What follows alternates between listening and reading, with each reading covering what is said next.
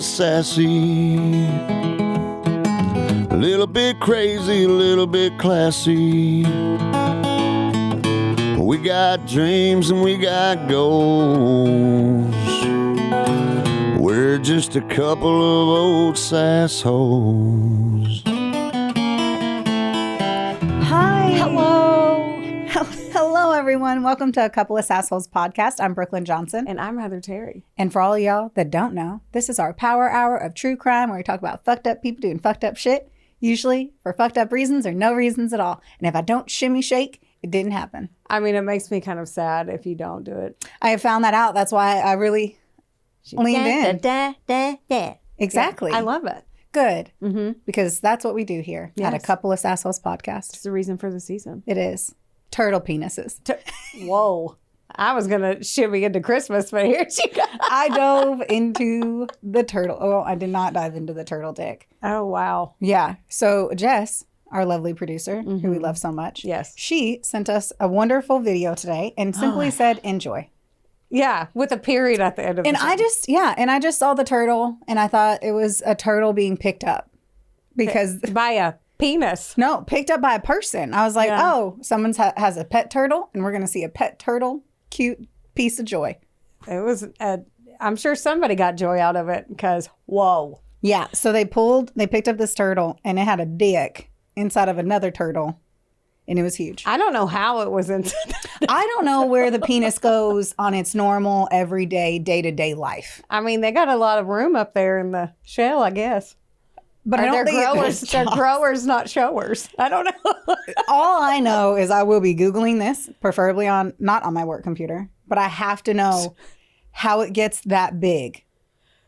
Are they just like, are they low to the ground and they're crawling because their dick is just like rubbing on the ground? Like they can't be any taller because their dick's so heavy. Yeah. Like they have to sit like they're low riders for a reason. Yes. They're hiding that big cack. I mean, have you seen that video that went viral? That was the big one fucking, going, fucking the shoe. The turtle fucking the shoe that. No, I thought it was a different. What? I thought you were talking about that one big one, that big old tortoise, So, not you a just turtle. watch turtle porn? Wait. Yeah, I'm into it. No, but things happen, and it was like a big ass tortoise, and it was fucking, and I swear to you, it was like, No, I'm talking about it's the turtle like this big, and he just goes. I swear. No, and it was fucking a shoe. Yeah. I think you sent it to me actually. Yeah, I did. Was it like a loafer? I don't remember the footwear. I don't remember who the penetrate-e. I just remember the penetrator was the little Raphael or Donatello looking mother fellow that was just like, Isn't that what we all sound like? no. I know. What? How do we bounce back from this? Anyway. Last week was our first company Christmas party. Yay. Which was us and Drew and Jess. So much fun. It was fun to like feel like we had an actual like company Christmas party. Because we did. All four of us. Yes, we did as a squad. It was great. I got Buzzy Bear. Margaritas, martinis. Lots of IPAs or IPAs. Yes. I like to call them IPAs. Because yes. I'm annoying. I'm fucking annoying. It is what it is and I can't stop it. Neither can I stop this nose itch. Man. Yeah, how you get in there? That's cute. Huh? Zoom in on that. Sucks that we're on camera sometimes, you know? And you know then, what I'm saying? so me and Heather call each other Becky for no fucking reason. Mm-hmm. And so I don't know if there was like some TikTok shit or something that happened like 3 years ago where we're like, Becky. No, I called you Sister Becky. I told you a story about my friend's aunt and you thought it was funny. So Becky Christmas. Yes. It's been called Becky Christmas since the dawn of time. We always have our own little Christmas together. Oh my gosh, so much fun. And ours is coming up on Saturday and we're very excited. Yeah, because this comes out the day after Christmas. Yes. Right now, obviously, still Christmas. Enjoy the jolliness of it. I know. So we're going to eat our crab legs because for whatever reason, when Heather and I get together, we eat crab legs. I think it's because our spouses don't really like crab and legs. we kind of are obsessed. And I will slap myself in the face with one. Like, I made a joke saying that I would Lady and the Tramp you for a crab leg. And I said, let's do it. On our Patreon. No, I'm kidding. So I'm pumped about that. Yeah, it's going to be a large time. We have a lot of good shit ahead of us. Got like 6 bottles of champagne. I think that should be enough for me. Yes. And we're going to watch movies in the hot tub. Yes. I'm very excited about that. Yes. It's going to be a good time. Large. We'll make sure to share all of our shit on social media. Make sure you're following us. Yes. Like, rate, review, subscribe, all that jazz. Okay, bye. Let's talk about my story. Do you want to? I think we should. I think that's why we came here. Yes. Give the people what they want. And I am giving you so much of what you never knew you needed, but you fucking want it, and it's going to deliver. Whoa. This story tickles the fucking shit off my fancy. Not your pickle? Nope, my fancy. Oh, okay. I got to spice it Here's up. your one chance. Fancy, don't fail me now. No. Okay, I'm focused. Okay, me too. Okay, Wikipedia, The Guardian, The Standard, and these your Sky sources? News. Yes, I was about to say that. Apparently, it was all news articles that I could find outside of it, and I'm sure a whole bunch of other podcasters have done this too, because same shit, different story, right? Yeah. Same story, different shit. I think that was more accurate. All right. So I'm going to start off with hard-hitting questions. What do you think it takes for someone to be obsessed with eating someone? To be obsessed with eating With someone. the thought of nom-nomming on some fleshy flesh. You're coming hard and fast right out the gate. I have been working from home and my husband's been out of town for a week, so I don't get a lot of human interaction. So I came in here fucking jazzed. I know you, yeah. I was like, bitches, I'm here. Let's go. What do you think? What do I think it... Ask me one more time. You know what? I'm just gonna move past it. So, for anyone who doesn't know, cannibalism is the act of eating the flesh or organs of another individual of the same species, and it's been practiced by humans throughout history in a variety of different cultures and societies. The National Library of Medicine states, although evidence of cannibalism in humans dates back millennia, for most civilized societies, it is an unthinkable act of violence and strictly taboo. However, for some, this theme encompasses a pathological or sexual realm. Vorophilia, or sexual cannibalism, is at its simplest level a psychosexual disorder characterized by the erotic desire to be consumed by or to personally consume another human being's flesh. What? Want to start here with some knowledge, some facts. Okay. So now that you 100% understand what this story is going to talk to you about, let's do it. Oh, here Let's we hop in. fucking go. So All right. we have Armin Meiwes. What? I had to look up everyone because I was like, I go into these stories and I don't look up the name and then have it pronounced to me. So I don't even know if I'm ever saying shit correctly. So I looked into it. Okay. It's Armin Meiwes. Okay. Probably not the weird. Well, because you were like Ippus, and I'm like, are you being funny? And it's like really Marvis or something. No, like, it's spelled Meiwes, but it's pronounced Meiwes. Okay. He was born on December 1st of 1961 in Essen, Germany. He was the only child of Waltraud Meiwes, his mother. Armin had 2 older half-brothers from his father's previous relationship with another woman. At one point, I was like, there's not a lot of information about his childhood, but obviously, whenever shit goes down, guess who likes to talk? Neighbors, friends, acquaintances, your grocery store attendant, your postman. They lived in apparently a mansion, and I'm going to make sure that this photo pops up, so I'm not going to forget that. Okay. They lived in this mansion where, and when Armin got older, he ended up owning the home. It was a half-timbered mansion in Rotenburg, Germany. There were 43 rooms. That's it. And for each room, his mother had given it a name.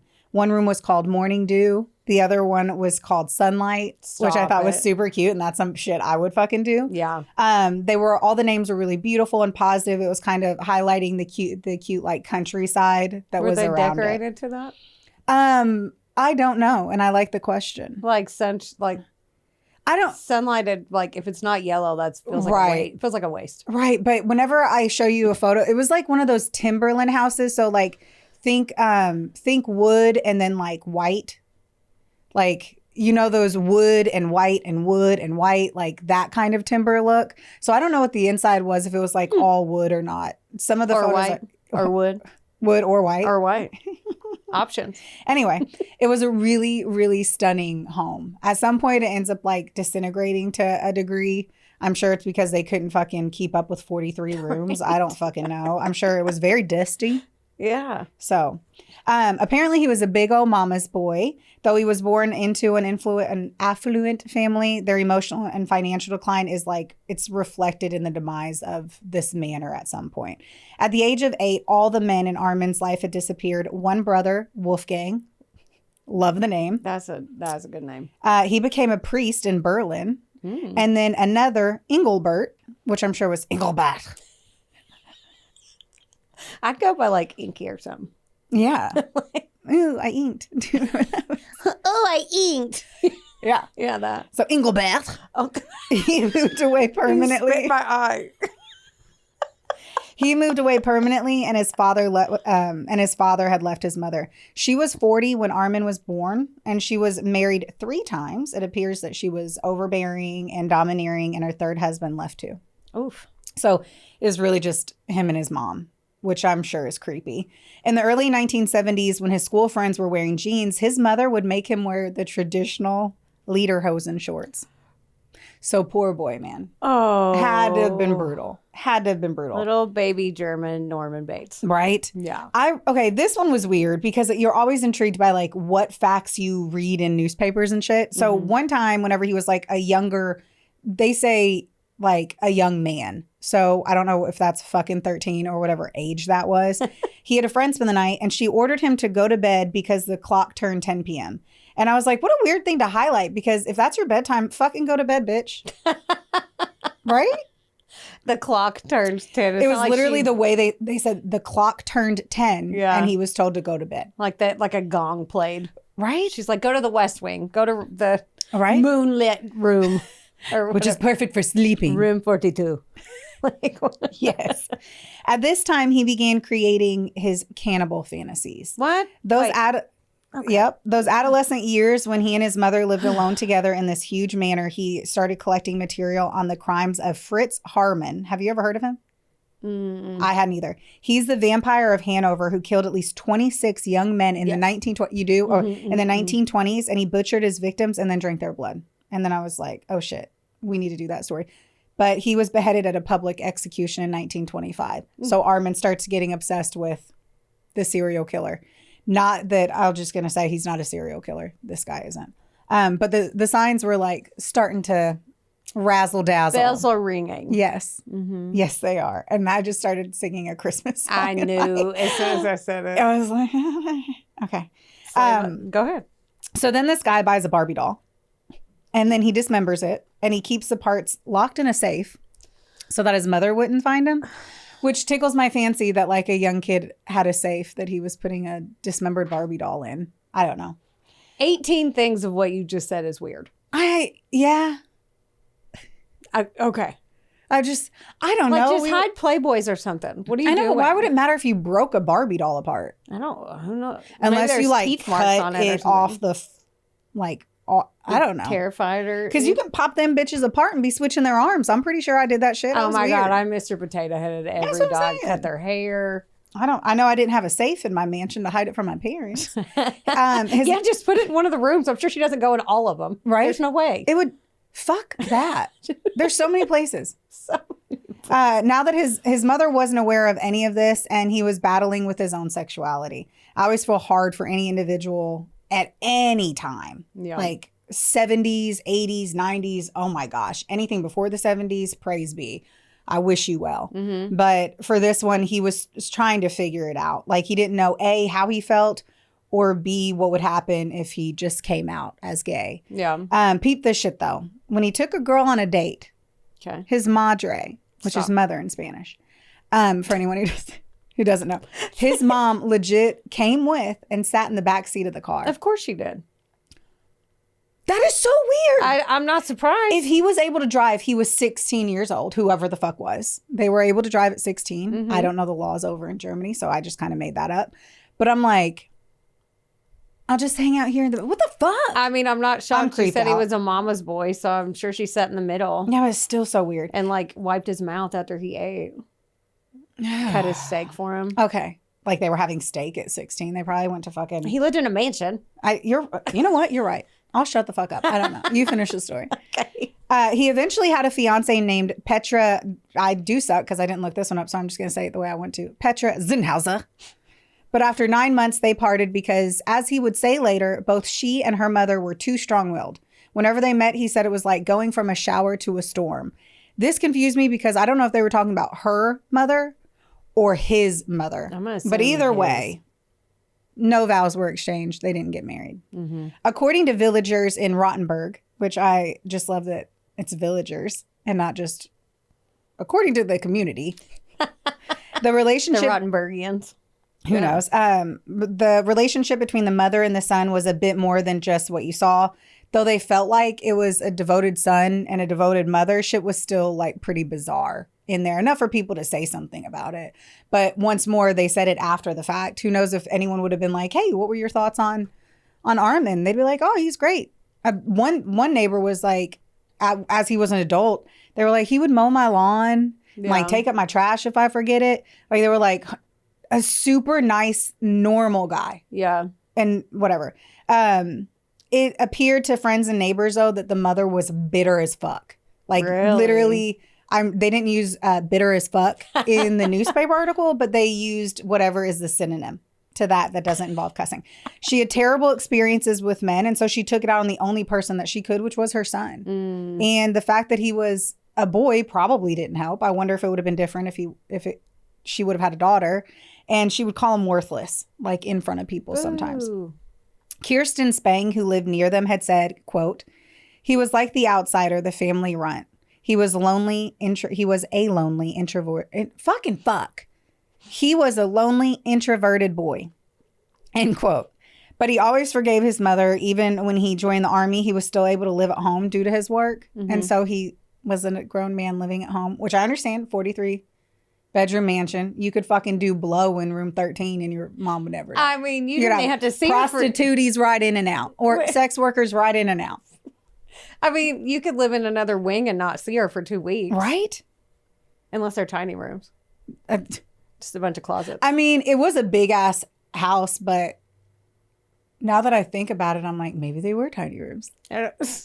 When I looked at it, I was like, oh, that fits 43 house. That's a 43 18 bath mansion. No, I spit my tongue. I saw it. All right. So one time one of his neighbors was like, are you ever going to get married? And he said, quote, perhaps I will one day, but when my mother is dead. Whoa. Well, she does indeed die. On September 2nd of 1999, she had suffered from cancer for some time, and Armin had cared for her throughout because once more he was a good son. She was 77 and he was 37 at the time. From that moment, it was time for him to chase his fantasy. No. Jeez. Jeez. I read at one point he fashioned... I did all my research yesterday, and I was really tantalized by this story, but I forgot this part. Oh, shit. Okay. He fashioned pieces of pork into the shape of a penis and then ate it. What? Like he'd make a pork chop penis.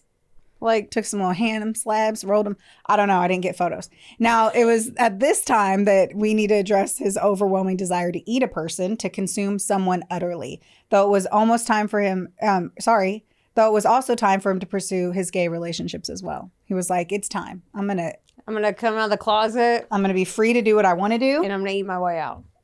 Mm-hmm. What? So he started with his army buddies. Don't ask, do tell.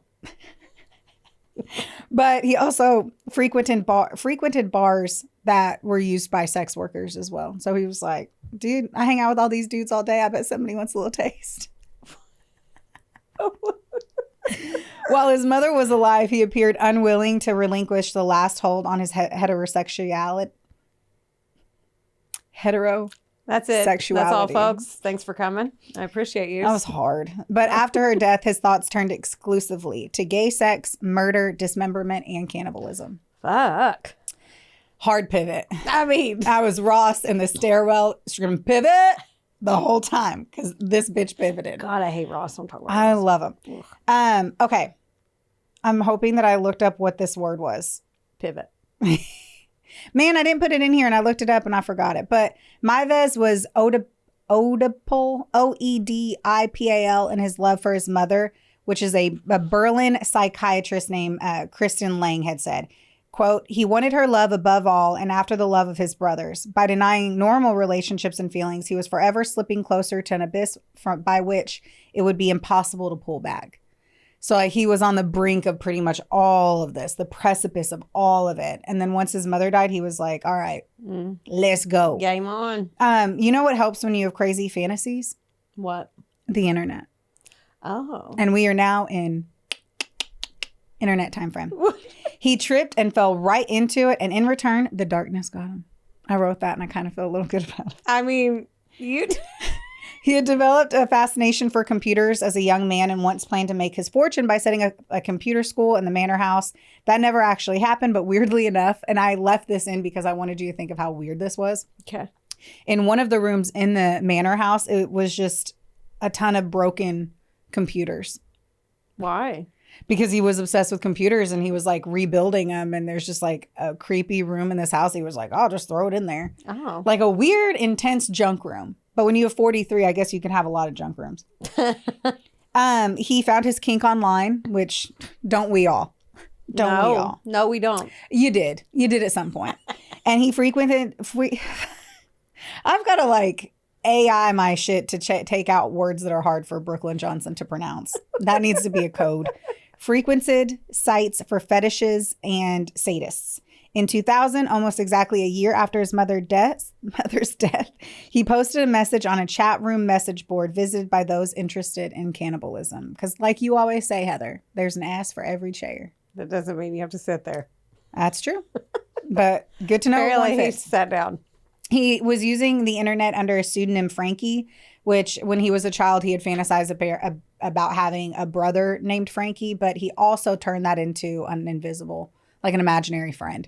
So Frankie was like that name. Did you say this was 2000? Sorry. That's like Jeez. Wild Wild West of the internet. Yes. Okay. So what he was looking for, quote, seeking well-built man, 18 to 30 years old for slaughter.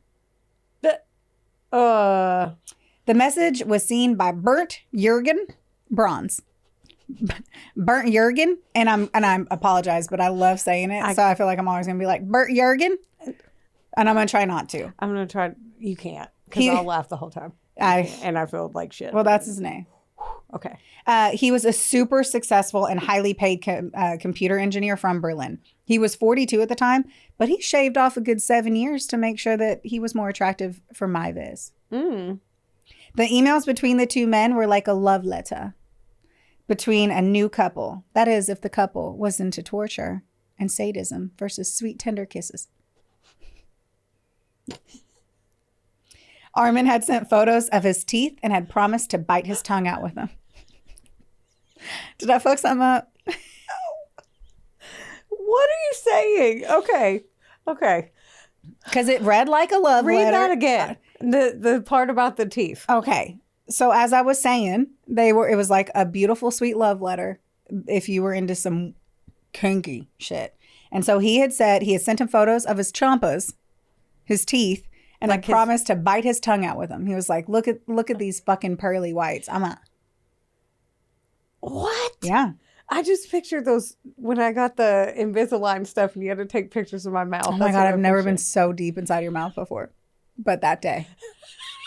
Heather was like, I can't do this. And I literally had to open up Heather's teeth in her whole fucking mouth and push like that weird shit in it. Yeah. Yeah. That stuff to take the mold of her teeth. And then I had to take photos and get my camera inside of her jaw. It was good shit. Anyway, that's what I pictured whenever you said he sent photos of his mouth. Just like. Yeah. That's what anyway, so he's going to bite his tongue off. Once more, like Bernd-Jürgen was into this. He went for this. This was all consensual. Every part of this was consensual. Okay. And there's evidence of it. Now, did they have mental health issues? Yeah, right? I don't know. Who knows? I don't know. Like, I don't know if people are into some stuff. Like, if you're into doing it, like, if you're seeking it out and someone else is seeking out, I'm not here to tell you it's right or wrong. As long as nobody gets hurt. But now, I'm also not Bernd-Jürgen's family. where I'd be so upset that my son wanted to get murdered. Right. And eaten. Like, that's a whole different... Like, I'm taking this from the two individuals who were a part of it, not their families outside of that. Okay.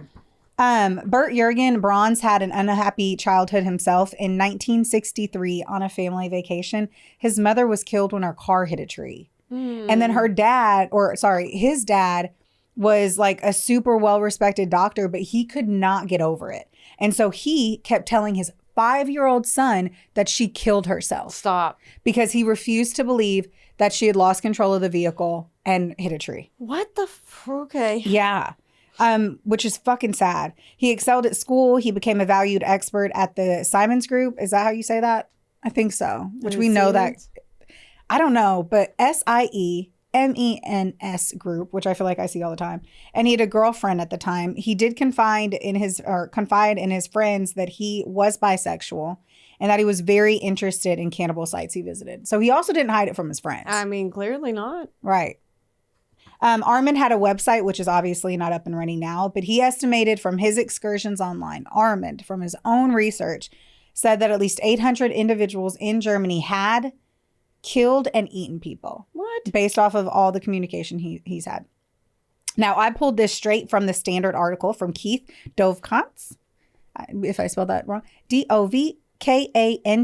I didn't spell it wrong because I hadn't spelled it yet, but if I said it wrong. And he wrote this article on April 12th of 2012. And by the way, he is a beautiful writer, and thank you for your hard work. He wrote, and I quote, "A glance at the internet suggests he may be right. The message boards are filled with earnest appeals for people to offer themselves as cannibal fare. One posted a few weeks ago and still current reads, quote again, if anyone knows where I can obtain a toe from a female age 18 to 35 years old, please email me." A toe. This I wanted to make sure to grab T-O-E. Yes. Not No. like his car broke down. I'm kidding. I hate you for that. I literally hate you for that. I know, but a toe. Yeah. So I wanted to like show you guys that was 2012. That's why I had to take it right from there and be like, yeah, in 2012, dude was looking for a toe. Now, there's a whole nother scenario if someone's like, dude, $20,000, I want a fresh toe. I'll be like, which one you want? What? Fuck yeah. The bit, not your big one, you 20,000. can't walk. No. 20,000? No, I'd No, it'd be like fit. Don't say that. So we're going to get some weird emails. Somebody being like, I want the money got first. I got to 50K. chop my damn toe off. They'll be I like, don't know. My sister, she's deposit. married to a doctor. She's a nurse. I'll be like, y'all, let's do this. Come chop my toe off. You would lose a toe for $20,000. Not 20. It's got to buy me a new car. 50,000. Times are tough. I'll chop a toe off. I don't feel like I need it as much.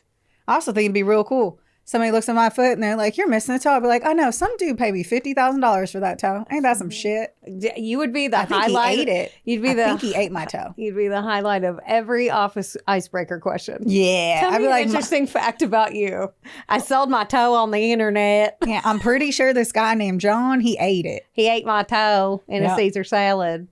This is so fucking weird. All right, keep going. I know. I told you to buckle up, Betty. All right. Wonderboy Media is not only the proud producer of this glorious magic imploring your ear holes right now, but they're also a big deal. Get in touch with them today to make all of your dreams a freaking reality. From using their bangin' ass podcast studio, Where we are right now. to creating amazing videos and editing our content like the mystical mavericks they are. Your podcast can go further when you have a Wonder Boy. Hit up Drew today at WBOYmedia.com. Or text him day or night at 270. Just kidding. The two decided to meet and make their dreams a reality. I do want to point out that there is evidence that this was truly a willing experience. In my mind, bash me for it, there is no victim per se on this because number one, Bernd-Jürgen was a smart man. He was not a stupid man. He was a smart, educated man, and he made this decision. And so I personally, and once more, please do not attack me for it. I don't feel like there was a victim because there's multiple pieces of evidence that show that he was requesting this. Mm-hmm. So that's what I have to say. So any of the jokes I make, are purely because this is a really fucked up experience and there's some funny aspects to it. And I do apologize, but that's the nature of a couple of Sassholes podcast. That's right. On March 9th, 2001, Armin and Bernd-Jürgen got together at Armin's mansion. They go to this creepy ass room in the house that has, and it's creepy, and I'll make sure that it's part of the post. It has a wooden cage in the corner that Armin later said he put his sexual playthings in, which once more, I do believe that this was consensual stuff. Yeah. And it was a kink and a playful experience, though I will say it looks like a fucking murder scene. Oh, no. So I'm like, it had like, you're going into What's this. in it? It's just an empty cage that he would put people in the cage Oh, no. for sexy time. Absolutely not. I mean, I I'm down for some stuff, but you ain't put me in a fucking wooden cage. could probably get into it. You just said you'd chop your toe off, so. I have low expectations. I get lucky my husband never listens to our podcast either. You come home and he's like, you're like, is that a chicken coop? He's like, no. We have a huge cage for our dog. He'd be like, get in there. I'm like, what the fuck? He said that no one was cannibalized. Like it was just a kink thing. There was an iron bed frame. Okay. And then a blue floral pattern mattress. And I know we all fucking know which mattress this was because I had this mattress as a kid. Mm-hmm. We all like, yes, you remember that fucking 80s, 90s, 2000s mattress. There were also ropes and a leather harness that were like sitting on the bed. So Bernd-Jürgen took 2 bottles of Night Nurse, which is a paracetamol for headaches, and drank some alcohol. I read that it was schnapps. I also read that he ate 20 sleeping pills, which is not the night nurse said it was a paracetamol, which is like a headache medicine, but didn't have a sleepy aspect to it. So why would it be called Night Nurse? I don't fucking know. I don't live in Germany and I don't work at CVS. So I don't know. And then I also read that he drank cough syrup. So I just want you to know there was some meds to slow down the heart rate type of experience going on there. Mm-hmm. He was working on making sure that maybe he could take some of the pain out of this experience. FYI, this was recorded on video. What? Yeah, they recorded it. Once more, from my understanding, and I don't know this for fact, I feel like I read it. I also feel like sometimes I fill in the gap of my own imagination.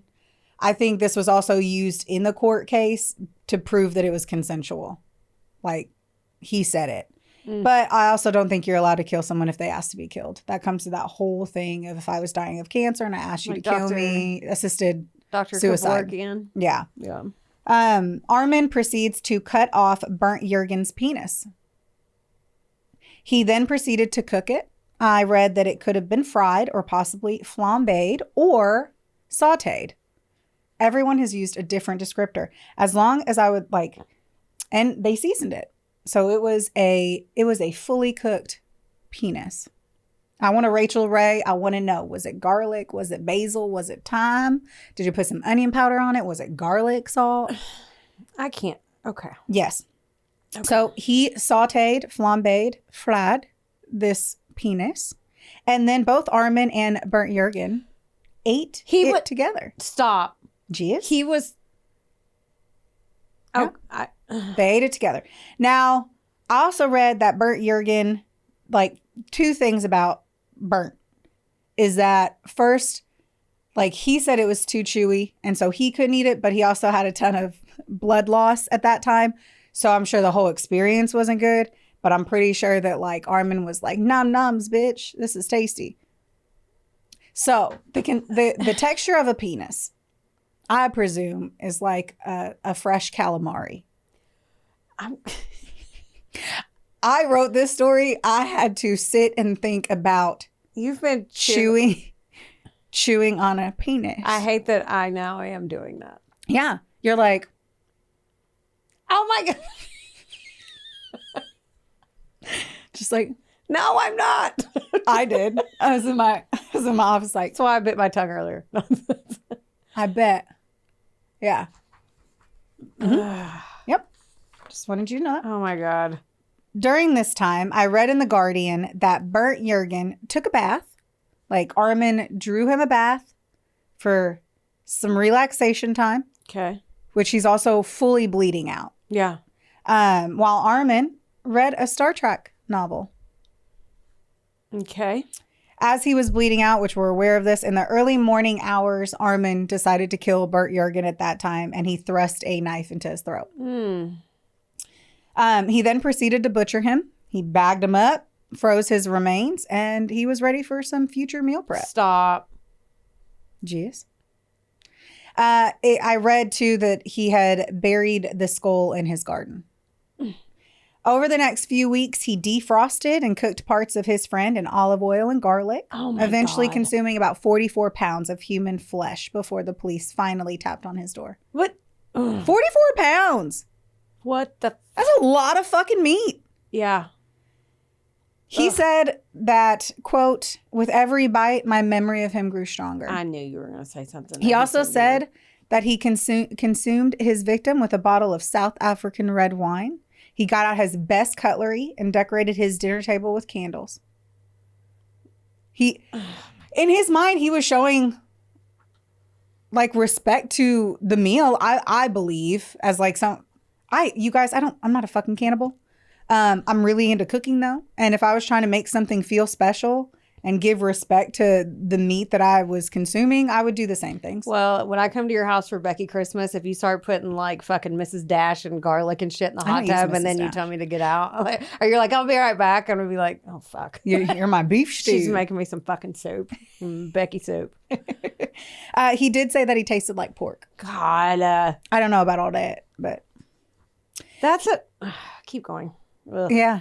He wasn't arrested until December of 2002. So I was like, when did it start? It was like a year and a half later. When a college student alerted authorities to new advertisements for victims online. And they say victims online, but I'm like,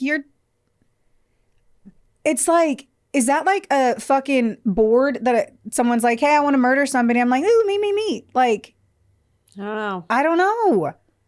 You guys, I don't know. I'm a fucking 37-year-old who knows a little bit about marketing. Other than that, I really have no good information for you. I can't tell you because I'm not educated enough in this. I don't think I want to be. I also wonder, too, this student was like, hey, I just want to highlight that there's somebody doing this online. Like, bitch, you online?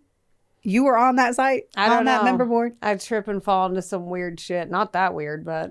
I wouldn't know what to do if I was like on a random fucking site and I wouldn't know what, I would be like, I just got to call the cops. And the cops are like, oh yeah, we have same access to this. We don't know. Like, I don't know. The investigator searched his home and found body parts along with the videotape of the killing. So they didn't go to his house until the college student saw the post. A year and a half later. So he was just over there whining and dining himself for a year and a half on his friend. Yep. Armin Meiwes was diagnosed with a schizoid personality but deemed fit to stand trial. On January 30th of 2004, he was convicted of manslaughter and sentenced to... You said manslaughter, so it's not going to be very much. 8 years and 6 months. Oh, my God. Not very long.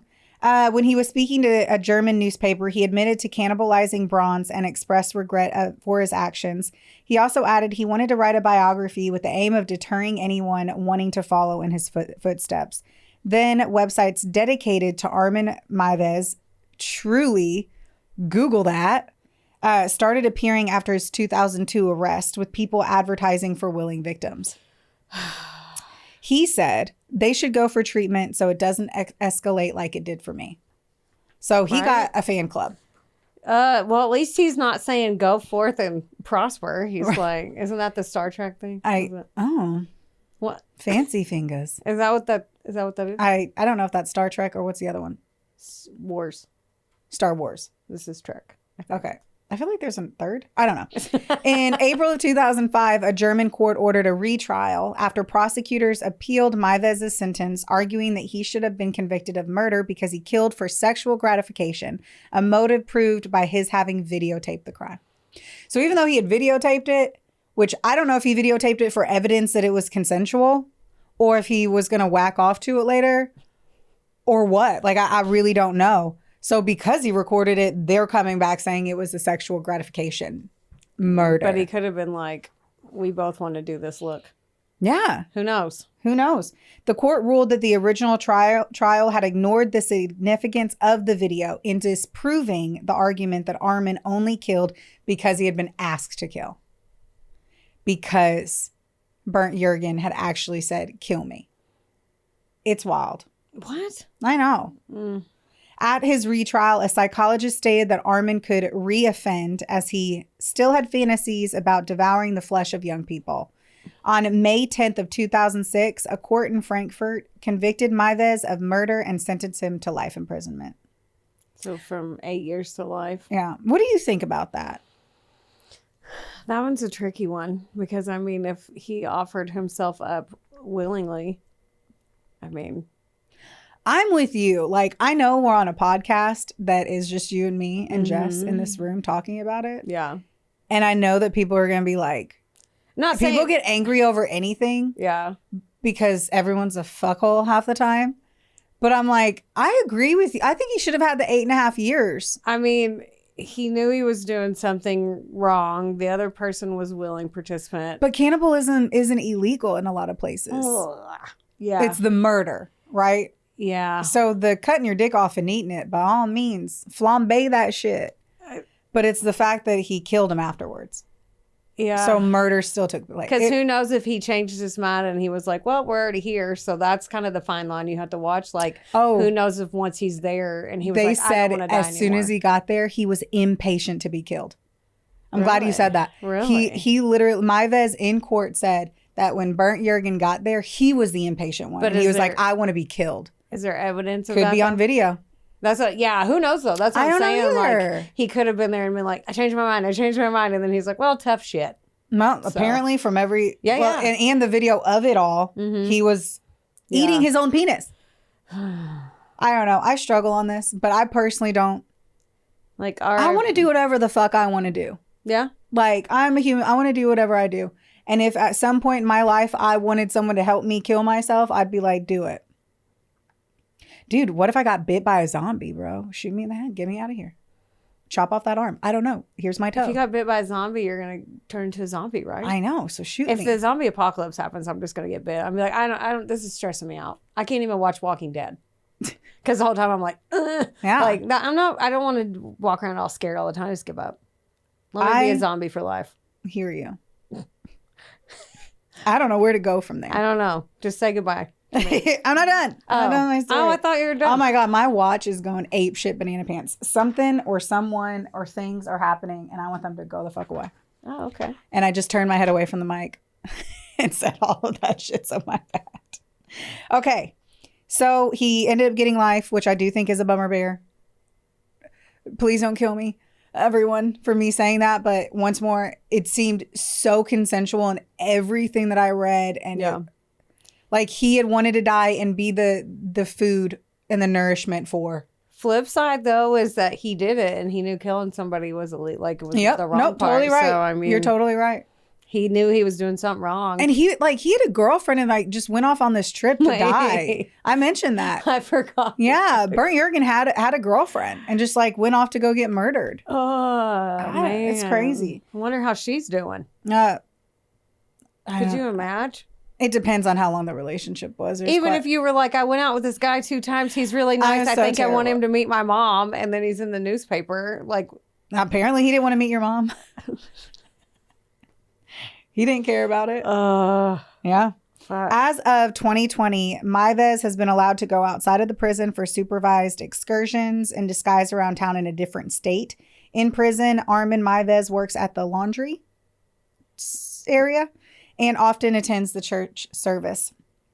Just last year, though, which is pretty sad, in 2023, his home was actually destroyed in a fire. Oh, man. And they believed it was arson. Like, the mayor of the town was like, I'm actually really happy about this because people, obviously, it's a 43-bedroom mansion that someone ate someone's dick in. Like, everyone's fucking all up in that place, doing crack and the heroines and fucking mice.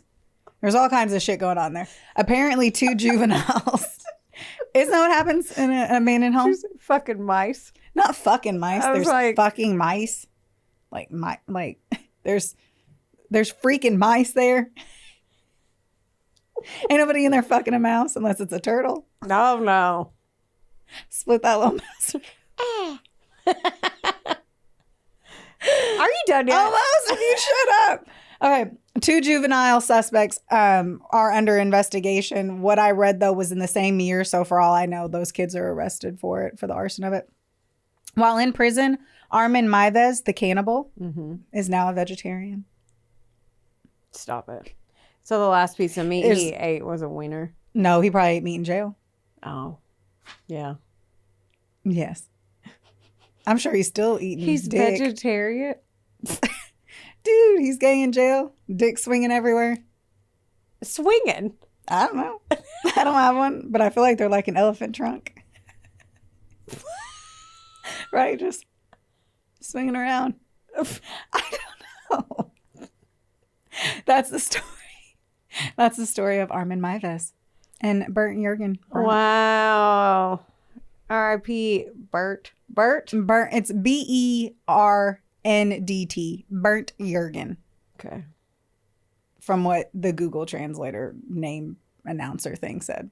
Wow. Ain't that some shit? I told you that was a crazy one. It's kind of boring. Thanks, bitch. No, that was what? That's a crazy one. Yeah. I don't know. It makes you feel torn because you want to be mad about murder, right? Like, you want to be mad about it. You want to be like, what the fuck? Like, you're so fucked up, but you're over here like, people are into it. It's almost that fight on, and once more, gosh, I feel like I'm going to get obliterated on this episode, but like, cannibalism and the desire for that, I wonder if it's the same mental issues that make you a necrophiliac. You know, like when we did the story on necrophilia before, and you realize that there's this whole community of people who like to fuck dead bodies, and then you're over here and there's a whole community of people who just want to be eating that tricep. And I don't know, it's wild. I told that story about the lady that did that, left her husband and went south and did the same thing. Yeah. Well, there you have it. Fuck. I hope you all had a wonderful Christmas. Yes. Because this comes out the day after Christmas. That's right. And all the Santa Clauses. Safe and happy hope New Year. Tim Allen came down your chimney. Because It's been a dream of mine since I first saw him in the 90s. I'm always going to love Tim Allen. You do have a hard dick for Tim Allen. I love him. Yeah, you do. Oh my God. I think he's my hall pass with Trav. It's fucking 70-year-old Tim Allen. That's your hall pass? Dude, what I would do. I love Tim Allen. He's my favorite. I mean, okay. He's everything. That's why I want us to. I like Steve Martin, but he ain't my hall pass. Dude. I have no chance with Tim Allen. He's in a loving marriage. He might see this and think differently. He's like, maybe he wants to chop your toe off. Who knows? If he wanted to, fuck, I'll give you a discount. Okay, I love you guys so much. Like, rate, review, all those love things. You too. Please don't break up with us. Yeah, pretty please. Don't get mad. Get sassy. We love you. Bye. Bye. This episode was sponsored, edited, and produced by Wonderboy Media. Get the deets at WBOYmedia.com to see how you can make your podcast dreams a reality. Help us out and be sure to rate, review, and subscribe wherever you listen to our audio project. Don't forget, follow us on Facebook, Instagram, and TikTok at, of course, a couple of Sassholes. Want more sass? Become a member of our Patreon for bonus content, merch, and more. Plus, we're on Cameo now, so there's even more ways to get the sass you need just how you like it. As always, don't get mad. Get sassy. Theodore, can I bet that